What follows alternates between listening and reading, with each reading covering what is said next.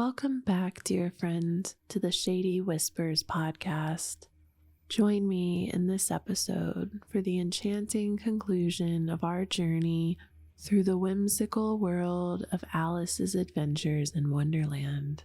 Let yourself sink into a cozy spot as the soothing sounds of my voice take you on one last adventure down the rabbit hole. Take a deep breath of the sweet scent of blooming flowers in the Queen of Hearts garden, and exhale all worries and concerns, for in this moment there is only the magic of Wonderland. Are you ready? Chapter 10. The Lobster Quadrille. The Mock Turtle sighed deeply and drew the back of one flapper across his eyes.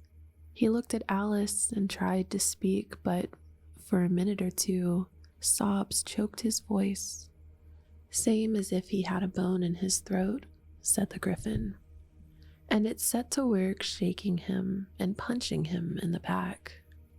At last, the Mock Turtle recovered his voice, and, with tears running down his cheeks, he went on again.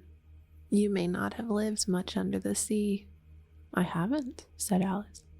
"And perhaps you were never even introduced to a lobster."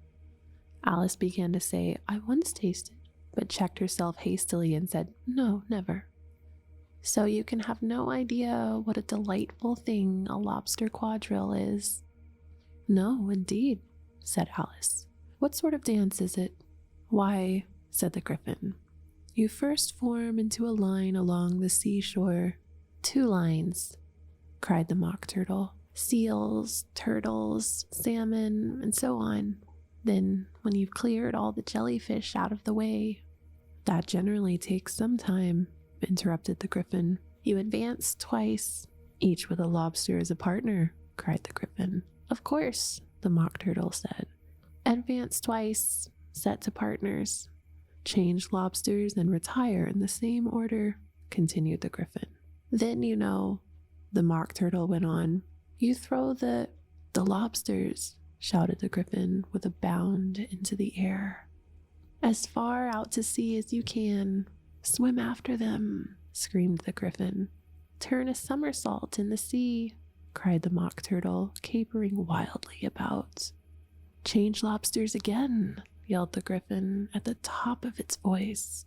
"Back to land again, and that's all the first figure," said the Mock Turtle, suddenly dropping his voice, and the two creatures who had been jumping about like mad things all this time sat down again very sadly and quietly and looked at Alice. "It must be a very pretty dance," said Alice timidly. "Would you like to see a little of it?" said the Mock Turtle. "Oh, very much indeed," said Alice. "Come, let's try the first figure," said the Mock Turtle to the Gryphon. "We can do without the lobsters, you know. Which shall sing?" "Oh, you sing," said the Gryphon. "I've forgotten the words." So they began solemnly dancing round and round Alice, every now and then treading on her toes when they passed too close, and waving their forepaws to mark the time, while the Mock Turtle sang this very slowly and sadly. "Will you walk a little faster?" said a whiting to a snail. "There's a porpoise close behind us, and he's treading on my tail. See how eagerly the lobsters and the turtles all dance. They're waiting on the shingle. Will you come and join the dance? Will you, won't you? Will you, won't you? Will you join the dance? Will you, won't you? Will you, won't you? Won't you join the dance? You can really have no notion how delightful it will be when they take us up and throw us with the lobsters out to sea." But the snail replied, too far, and gave a look askance. So he thanked the whiting kindly, but he would not join the dance. Would not, could not, would not, could not, would not join the dance. Would not, could not, would not, could not join the dance. "What matters it how far we go?" his scaly friend replied. There is another shore, you know, upon the other side. The further off from England, the nearer is to France. Then turn not pale, beloved snail, but come and join the dance. Will you, won't you, will you, won't you, will you join the dance? Will you, won't you, will you, won't you join the dance? Thank you. It's a very interesting dance to watch, said Alice, feeling very glad that it was over at last. And I do so like that curious song about the whiting. Oh, as to the whiting, said the Mock Turtle, you've seen them, of course. Yes, said Alice. I've often seen them at dinner. She checked herself hastily. I don't know where Den may be, said the Mock Turtle, but if you've seen them so often, of course you know what they're like. I believe so, Alice replied thoughtfully. They have their tails in their mouths, and they're all over crumbs. You're wrong about the crumbs, said the Mock Turtle. Crumbs would all wash off in the sea, but they have their tails in their mouths, and the reason is... Here the Mock Turtle yawned and shut his eyes. Tell her about the reason and all that, he said to the Gryphon. The reason is, said the Gryphon, that they would go with the lobsters to the dance, so they got thrown out to sea. So they had to fall a long way. So they got their tails fast in their mouths, so they couldn't get them out again. That's all. Thank you, said Alice. It's very interesting. I never knew so much about a whiting before. I can tell you more than that if you like, said the Gryphon. Do you know why it's called a whiting? I never thought about it, said Alice. Why? It does the boots and shoes, the Gryphon replied very solemnly. Alice was thoroughly puzzled. Does the boots and shoes? She repeated in a wondering tone. Why, what are your shoes done with? Said the Gryphon. I mean, what makes them so shiny? Alice looked down at them and considered a little before she gave her answer. They're done with blacking, I believe. Boots and shoes under the sea, the Gryphon went on in a deep voice, are done with whiting. Now you know. And what are they made of? Alice asked in a tone of great curiosity. Soles and eels, of course, the Gryphon replied rather impatiently. Any shrimp could have told you that. If I'd been the whiting, said Alice, whose thoughts were still running on the song, I'd have said to the porpoise, keep back, please. We don't want you with us. They were obliged to have him with them, the Mock Turtle said. No wise fish would go anywhere without a porpoise. Wouldn't it really? Said Alice in a tone of great surprise. Of course not, said the Mock Turtle. Why, if a fish came to me and told me he was going on a journey, I should say, with what purpose? Don't you mean purpose? Said Alice. I mean what I say, the Mock Turtle replied in an offended tone. And the Gryphon added, Come, let's hear some of your adventures. I could tell you my adventures, beginning from this morning, said Alice a little timidly. But it's no use going back to yesterday because I was a different person then. Explain all that, said the Mock Turtle. No, the adventures first, said the Gryphon in an impatient tone. Explanations take such a dreadful time. So Alice began telling them her adventures from the time when she first saw the white rabbit. She was a little nervous about it, just at first. The two creatures got so close to her, one on each side, and opened their eyes and mouths so very wide, but she gained courage as she went on.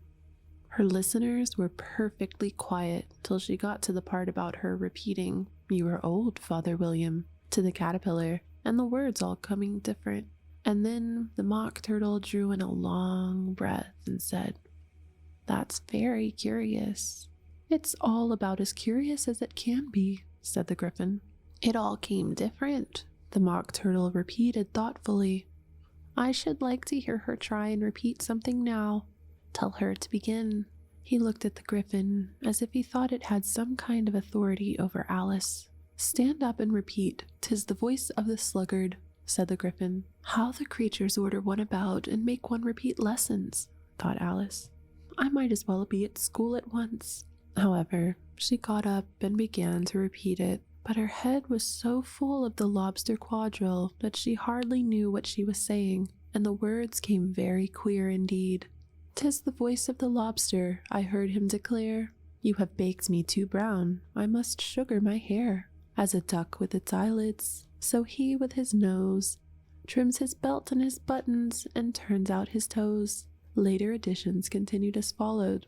"When the sands are all dry, he is gay as a lark, and will talk in contemptuous tones of the shark.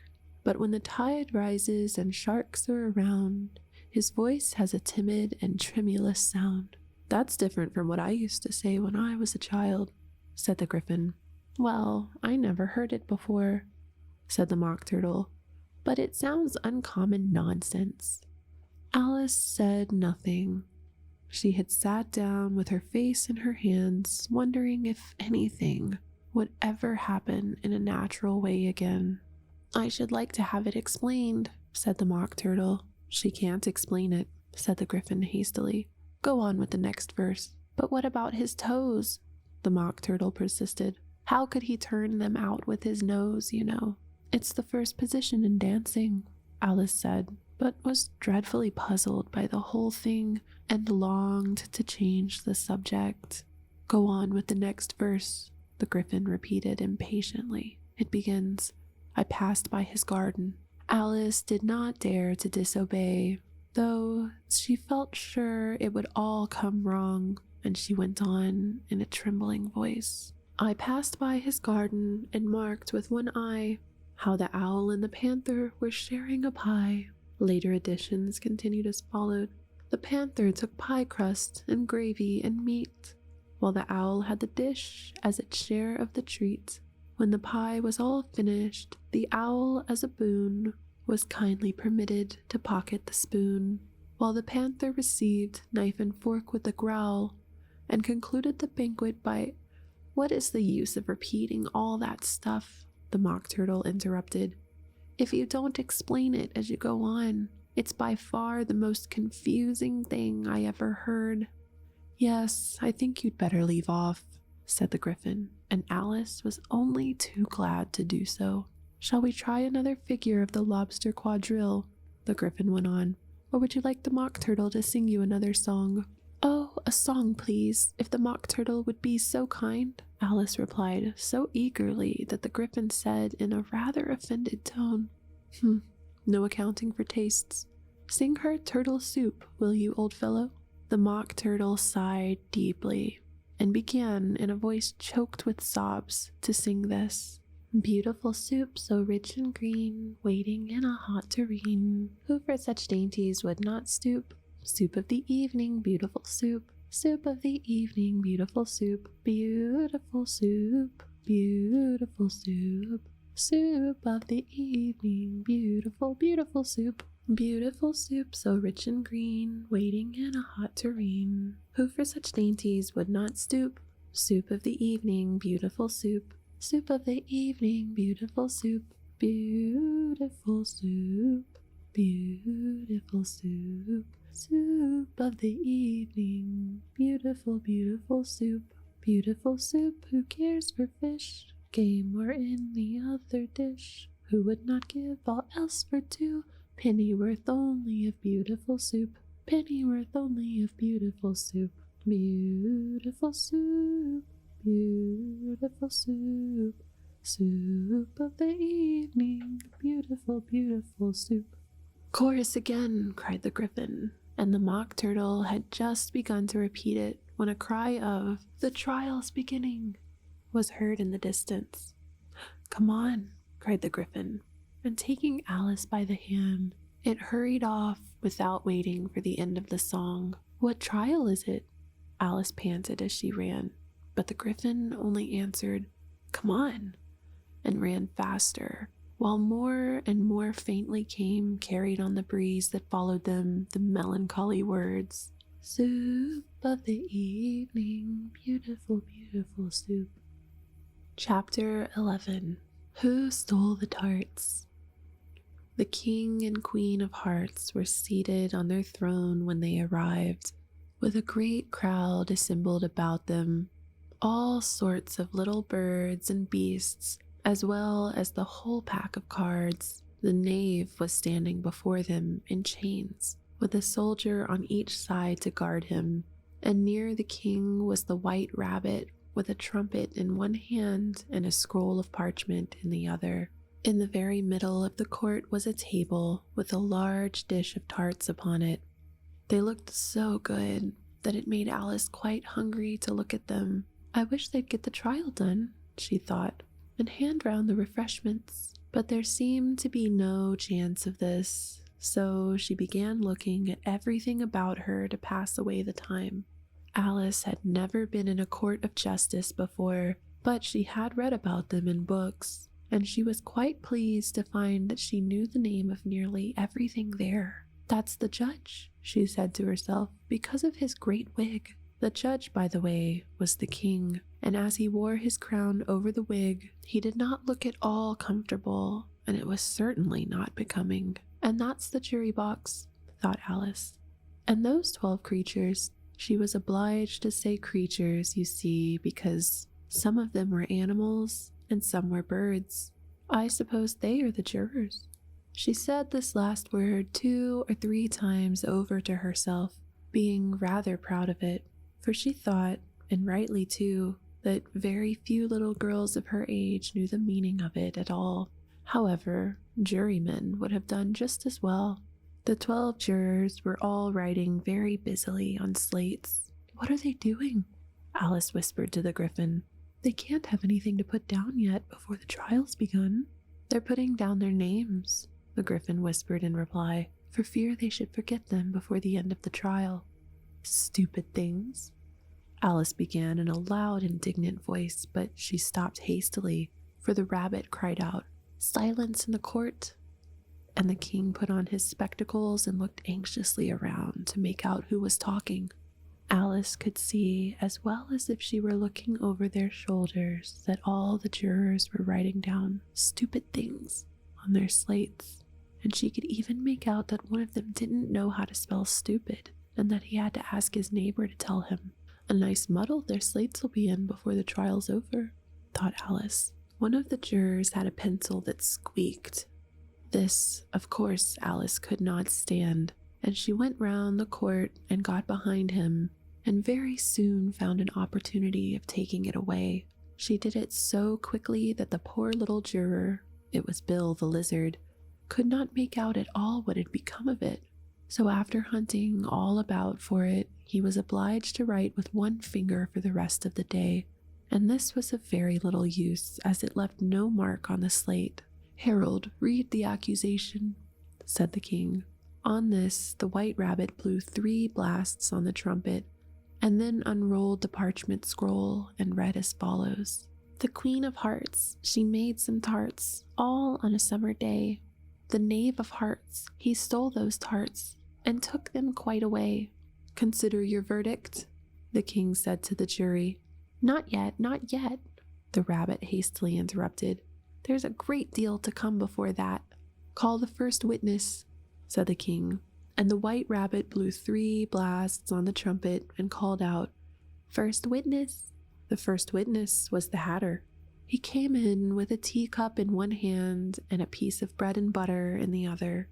"I beg pardon, your majesty," he began, "for bringing these in, but I hadn't quite finished my tea when I was sent for." "You ought to have finished," said the king. "When did you begin?" The Hatter looked at the March Hare, who had followed him into the court, arm in arm with the Dormouse.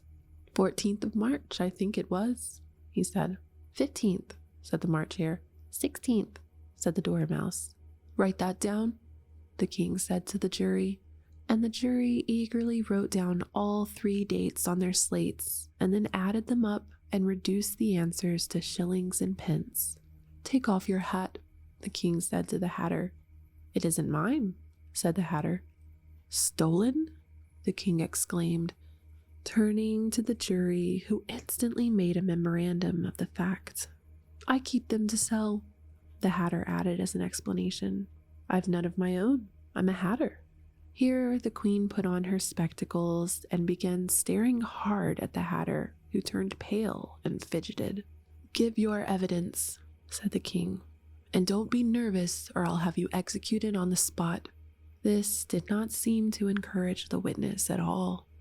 He kept shifting from one foot to the other, looking uneasily at the queen, and in his confusion, he bit a large piece out of his teacup instead of the bread and butter.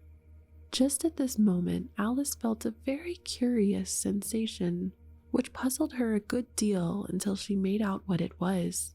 She was beginning to grow larger again, and she thought at first she would get up and leave the court, but on second thought, she decided to remain where she was as long as there was room for her.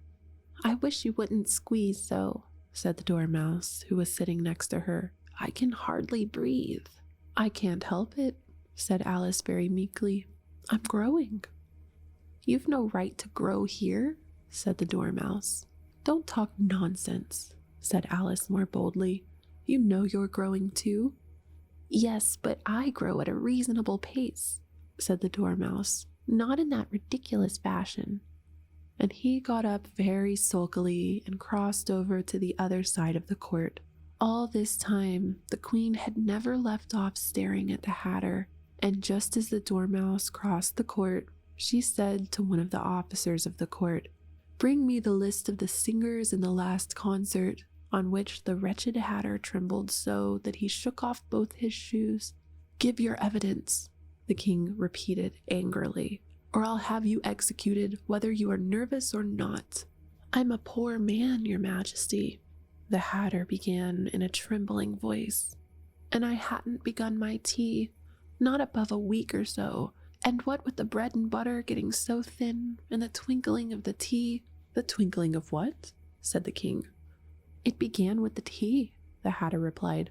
"Of course twinkling begins with a tea," said the king sharply. "Do you take me for a dunce? Go on." "I'm a poor man," the hatter went on, "and most things twinkled after that. Only the March Hare said—" "I didn't," the March Hare interrupted in a great hurry. "You did," said the hatter. "I deny it," said the March Hare. "He denies it," said the king. "Leave out that part."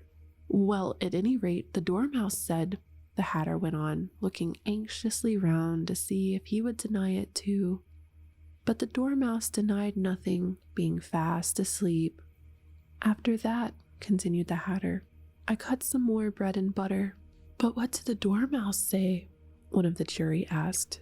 "That I can't remember," said the hatter. "You must remember," remarks the king, "or I'll have you executed." The miserable hatter dropped his teacup and bread and butter and went down on one knee.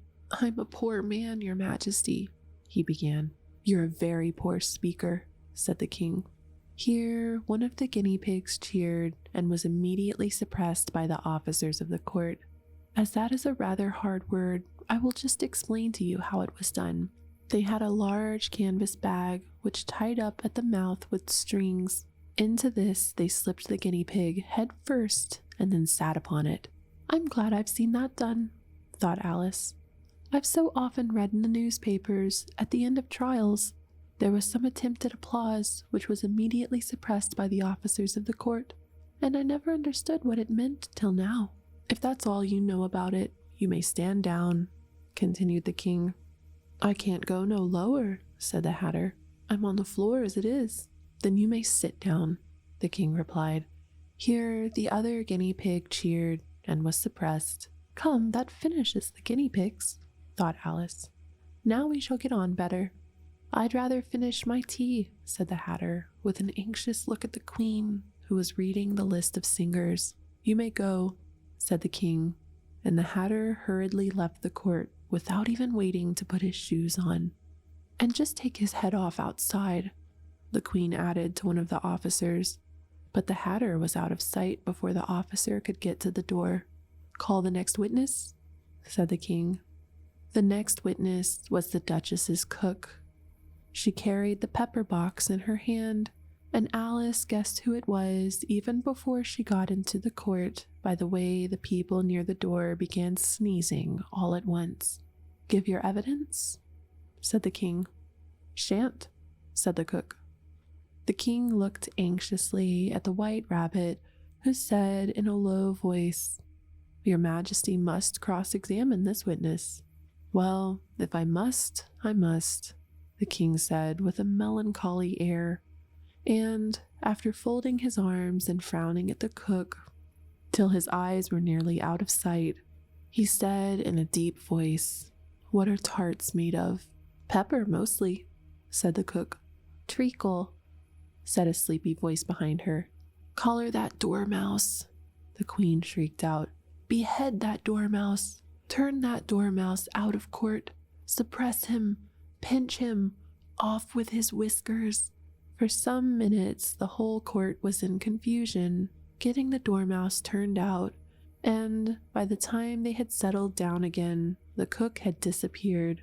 "Never mind," said the king with an air of great relief. "Call the next witness." And he added in an undertone to the queen, "Really, my dear, you must cross-examine the next witness. It quite makes my forehead ache."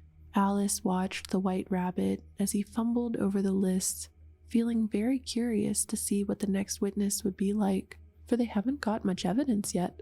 She said to herself, imagine her surprise when the white rabbit read out at the top of his shrill little voice the name Alice? Chapter 12. Alice's Evidence. "Here," cried Alice, quite forgetting in the flurry of the moment how large she had grown in the last few minutes, and she jumped up in such a hurry that she tipped over the jury box with the edge of her skirt, upsetting all the jurymen onto the heads of the crowd below, and there they lay sprawling about, reminding her very much of a globe of goldfish she had accidentally upset the week before. "Oh, I beg your pardon," she exclaimed in a tone of great dismay, and began picking them up again as quickly as she could, for the accident of the goldfish kept running in her head, and she had a vague sort of idea that they must be collected at once and put back into the jury box, or they would die. "The trial cannot proceed," said the king in a very grave voice, "until all the jurymen are back in their proper places. All," he repeated with great emphasis, looking hard at Alice as he said so. Alice looked at the jury box and saw that, in her haste, she had put the lizard in head downwards, and the poor little thing was waving its tail about in a melancholy way, being quite unable to move. She soon got it out again and put it right. "Not that it signifies much," she said to herself. "I should think it would be quite as much use in the trial one way up as the other." As soon as the jury had a little recovered from the shock of being upset, and their slates and pencils had been found and handed back to them, they set to work very diligently to write out a history of the accident, all except the lizard, who seemed too much overcome to do anything but sit with its mouth open, gazing up into the roof of the court. "What do you know about this business?" the king said to Alice. "Nothing," said Alice. "Nothing whatever?" persisted the king. "Nothing whatever," said Alice. "That's very important," the king said, turning to the jury. They were just beginning to write this down on their slates when the white rabbit interrupted. "Unimportant, your majesty means, of course," he said in a very respectful tone, but frowning and making faces at him as he spoke. "Unimportant, of course I meant," the king hastily said, and went on to himself in an undertone. "Important, unimportant, unimportant, important," as if he were trying which word sounded best. Some of the jury wrote it down important, and some unimportant. Alice could see this, as she was near enough to look over their slates. "But it doesn't matter a bit," she thought to herself. At this moment, the king, who had been for some time busily writing in his notebook, called out, "Silence," and read out from his book, "Rule 42. All persons more than a mile high to leave the court." Everybody looked at Alice. "I'm not a mile high," said Alice. You are, said the king. Nearly 2 miles high, added the queen. Well, I shan't go at any rate, said Alice. Besides, that's not a regular rule. You invented it just now. It's the oldest rule in the book, said the king. Then it ought to be number 1, said Alice. The king turned pale and shut his notebook hastily. Consider your verdict, he said to the jury in a low, trembling voice. There's more evidence to come yet, please, your majesty, said the White Rabbit, jumping up in a great hurry. This paper has just been picked up. What's in it? Said the queen. I haven't opened it yet, said the White Rabbit, but it seems to be a letter written by the prisoner to somebody. It must have been that, said the king, unless it was written to nobody, which isn't usual, you know. Who was it directed to? Said one of the jurymen. It isn't directed at all, said the White Rabbit. In fact, there's nothing written on the outside. He unfolded the paper as he spoke and added, It isn't a letter after all, it's a set of verses. Are they in the prisoner's handwriting? Asked another of the jurymen. No, they are not, said the White Rabbit, and that's the queerest thing about it. The jury all looked puzzled. He must have imitated somebody else's hand, said the king. And the jury all brightened up again. Please, your majesty, said the knave. I didn't write it, and they can't prove that I did. There's no name signed at the end. If you didn't sign it, said the king, that only makes the matter worse. You must have meant some mischief, or else you'd have signed your name like an honest man. There was a general clapping of hands at this. It was the first really clever thing the king had said that day. That proves his guilt, of course, said the queen. So off with, it doesn't prove anything of the sort, said Alice. Why, you don't even know what they're about. Read them, said the king. The White Rabbit put on his spectacles. Where shall I begin, please, your majesty? He asked. Begin at the beginning, the king said very gravely, and go on until you come to the end, then stop. There was dead silence in the court, whilst the White Rabbit read out these verses. They told me you had been to her, and mentioned me to him. She gave me a good character, but said I could not swim. He sent them word I had not gone. We know it to be true. If she should push the matter on, what would become of you? I gave her 1, they gave him 2. You gave us 3 or more. They all returned from him to you, though they were mine before. If I or she should chance to be involved in this affair, he trusts to you to set them free exactly as we were. My notion was that you had been, before she had this fit, an obstacle that came between him and ourselves and it. Don't let him know she liked them best, for this must ever be a secret kept from all the rest, between yourself and me. That's the most important piece of evidence we've heard yet, said the king, rubbing his hands. So now let the jury, if any one of them can explain it, said Alice. She had grown so large in the last few minutes that she wasn't a bit afraid of interrupting him. I'll give him 6 pence. I don't believe there's an atom of meaning in it. The jury all wrote down on their slates, she doesn't believe there's an atom of meaning in it. But none of them attempted to explain the paper. If there's no meaning in it, said the king, that saves a world of trouble, you know, as we needn't try to find any. And yet, I don't know. He went on, spreading out the verses on his knee, and looked at them with one eye. I seem to see some meaning in them after all. Said I could not swim. You can't swim, can you? He added, turning to the knave. The knave shook his head sadly. Do I look like it? He said, which he certainly did not, being made entirely of cardboard. All right so far, said the king. And he went on, muttering over the verses to himself. We know it to be true. That's the jury, of course. If she should push the matter on, that must be the queen. What would become of you? What indeed? I gave her 1, they gave him 2. Why, that must be what he did with the tarts, you know. But it goes on. They all returned from him to you, said Alice. Why, there they are, said the king triumphantly, pointing to the tarts on the table. "Nothing can be clearer than that. Then again, before she had this fit—" "You never had any fits, my dear, I think," he said to the queen. "Never," said the queen furiously, throwing an inkstand at the lizard as she spoke. The unfortunate little Bill had left off writing on his slate with one finger, as he found it made no mark, but he now hastily began again, using the ink that was trickling down his face as long as it lasted. "Then the words don't fit you," said the king, looking round the court with a smile. There was a dead silence. "It's a pun," the king added in an angry tone. And everybody laughed. "Let the jury consider their verdict," the king said, for about the 20th time that day. "No, no," said the queen. "Sentence first, verdict afterwards." "Stuff and nonsense," said Alice loudly. "The idea of having the sentence first." "Hold your tongue," said the queen, turning purple. "I won't," said Alice.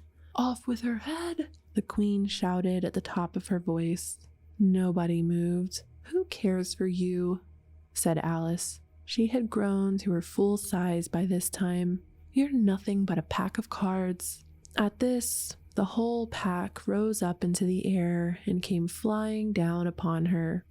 She gave a little scream, half of fright and half of anger, and tried to beat them off, and found herself lying on the bank with her head in the lap of her sister, who was gently brushing away some dead leaves that had fluttered down from the trees upon her face. "Wake up, Alice dear," said her sister. "Why, what a long sleep you've had." "Oh, I've had such a curious dream," said Alice, and she told her sister, as well as she could remember them, all these strange adventures of hers that you have just been reading about. And when she finished, her sister kissed her and said, "It was a curious dream, dear, certainly.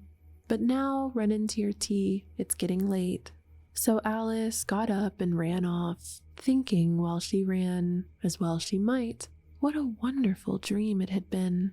But her sister sat still just as she left her, leaning her head on her hand, watching the setting sun, and thinking of little Alice and all her wonderful adventures, till she too began dreaming after a fashion. And this was her dream. First, she dreamed about little Alice herself. Once again, the tiny hands were clasped upon her knee, and the bright, eager eyes were looking up into hers. She could hear the very tones of her voice, and see that queer little toss of her head to keep back the wandering hair that would always get into her eyes. And still, as she listened, or seemed to listen, the whole place around her became alive, the strange creatures of her little sister's dream. The long grass rustled at her feet as the white rabbit hurried by. The frightened mouse splashed his way through the neighboring pool. She could hear the rattle of the teacups as the March Hare and his friends shared their never-ending meal, and the shrill voice of the queen ordering off her unfortunate guests to execution. Once more, the pig baby was sneezing on the Duchess's knee, while plates and dishes crashed around it. Once more, the shriek of the Gryphon, the squeaking of the lizard's slate pencil, and the choking of the suppressed guinea pigs filled the air, mixed up with the distant sob of the miserable mock turtle.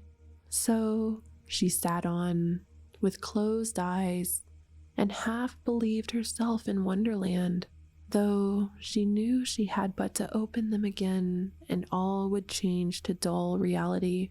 The grass would be only rustling in the wind, and the pool rippling to the waves of the reeds.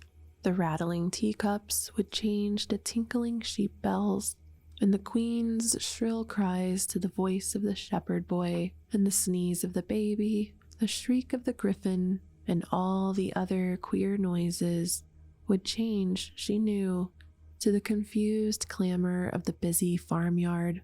while the lowing of the cattle in the distance would take the place of the mock turtle's heavy sobs. Lastly, she pictured to herself how this same little sister of hers would, in the aftertime, be herself a grown woman, and how she would keep, through all her riper years, the simple and loving heart of her childhood, and how she would gather about her other little children and make their eyes bright and eager with many a strange tale, perhaps even with the dream of Wonderland of long ago, and how she would feel with all their simple sorrows and find a pleasure in all their simple joys, remembering her own child life and the happy summer days. And that brings us to the end of Alice's adventures in Wonderland. This was my first time reading this book, and I have to admit, it wasn't quite what I was expecting. Extremely nonsensical, lost in daydreams. It seems the right setting to begin our journey on the Shady Whispers podcast. I hope you enjoyed this reading of Lewis Carroll's Alice's Adventures in Wonderland. On my website at heyshadylady.com/whispers, there was a poll up for you to help choose the next book that we'd be reading. Mary Shelley's Frankenstein was the winner by quite a large amount. So it looks like we'll be going on a slightly spooky adventure starting in the next episode of Shady Whispers. So I hope you all fall into a wonderful, comfortable, dreamy sleep tonight, and I'll see you in the next episode of Shady Whispers. So until then, good night, dear listeners.